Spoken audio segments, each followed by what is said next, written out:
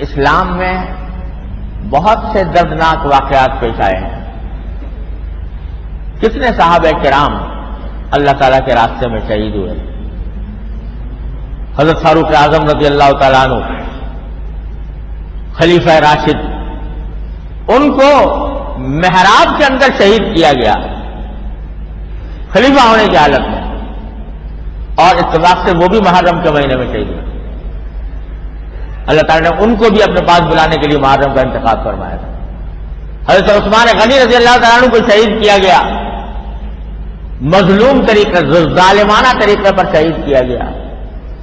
اور نہ جانے کتنے المناک واقعات پیش آئے. اسی طرح کربلا کا واقعہ بھی بڑا المناک. اور حضرت حسین رضی اللہ عنہ کی شہادت اور حضرت حسین کے مظلومانہ طریقے سے شہید ہونے اور ان کے پیاسے رہنے وغیرہ کے جو واقعات ہیں، یہ ہماری تاریخ کا المیہ ہے، المناک واقعات ہیں.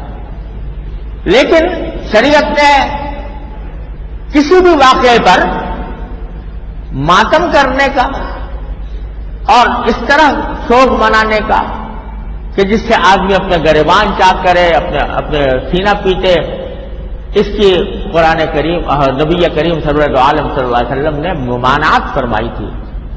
لیس منا من ضرب الخدود وشق الجیوب، جو اپنے رخساروں پر تماچے مارے اور گریبان چاک کرے کسی کے سوگ میں، کسی کے ماتم میں، وہ ہم میں سے نہیں ہے، یہ فرمایا رسول اللہ صلی اللہ علیہ وسلم. اور خود حضرت حسین رضی اللہ تعالی عنہ نے جو خطبہ دیا ہے آخر میں، اس میں جو وصیت فرمائی ہے، اس وصیت کے اندر یہ بات بھی داخل ہے کہ اگر میں شہید ہو جاؤں تو میرے اوپر اس طرح کا نوحہ مت کرنا جو جاہلیت کے زمانے میں لوگ کیا کرتے تھے.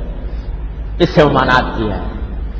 تو یہ بے شک حضرت حسین رضی اللہ تعالیٰ عنہ کی شہادت بڑا عظیم المناک واقعہ ہے، لیکن اس کے اوپر اس قسم کے طریقے اختیار کرنا جو خود رسول کریم صلی اللہ علیہ وسلم کے اور خود حضرت حسین رضی اللہ عنہ کے ہدایات اور تعلیمات کے خلاف ہیں، یہ بہت ہی برا طرز عمل ہے.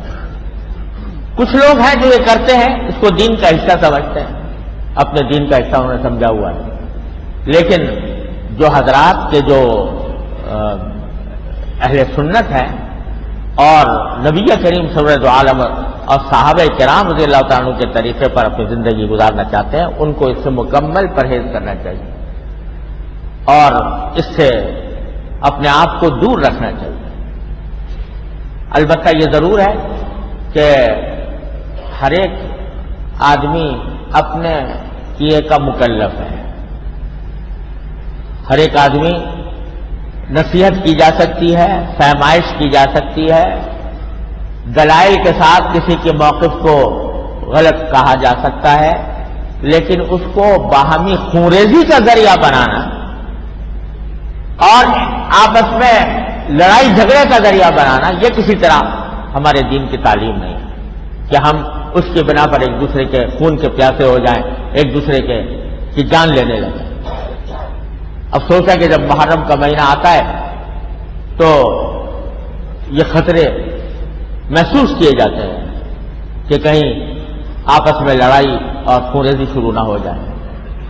تو یہ کسی طرح بھی مسلمانوں کے لیے یہ درست نہیں ہے کہ وہ خونریزی کا ارتکاب کریں یا دوسروں کے جان مال پر حملے کریں. ہاں، جو اپنا موقف ہے، اپنا عقیدہ ہے، اپنا جس کو ہم قرآن و سنت اور نبی کریم صلی اللہ علیہ وسلم کی تعلیمات اور صحابہ کرام کے طرز عمل کے مطابق سمجھتے ہیں، وہ ہم نہ صرف بیان کرنے کا حق ہے بلکہ دوسروں کو فہمائش کا بھی حق ہے، دوسروں کو اس کی تبلیغ کا بھی حق حاصل ہے. لیکن ایسا انداز نہ ہو کہ جس سے آپس میں خونریزی کا ارتکاب ہو جائے. یہ ہیں چند باتیں جو محرم کے مہینے سے متعلق عرض کرنی ہے. خلاصہ اس کا یہ تھا کہ محرم کے مہینے میں اللہ کا نبی کریم صلی اللہ علیہ وسلم نے روزہ رکھنے کی خصوصی فضیلت بیان فرمائی ہے. رمضان کے بعد سب سے زیادہ فضیلت کے روزے محرم کے روزے ہیں، اور خاص طور سے عاشورہ کا روزہ. بہتر یہ ہے کہ 9 یا 10 کا روزہ، 9 یا 10 سے 10 اور 11 کا ملا کر رکھا جائے، اور جائز یہ بھی ہے کہ تنہا رکھ دیا جائے.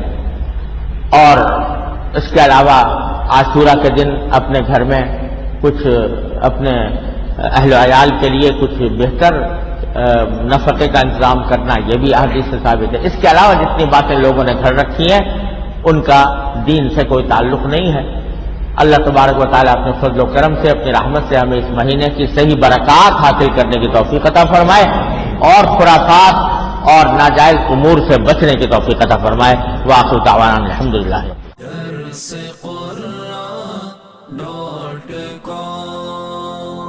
www.darsequran.com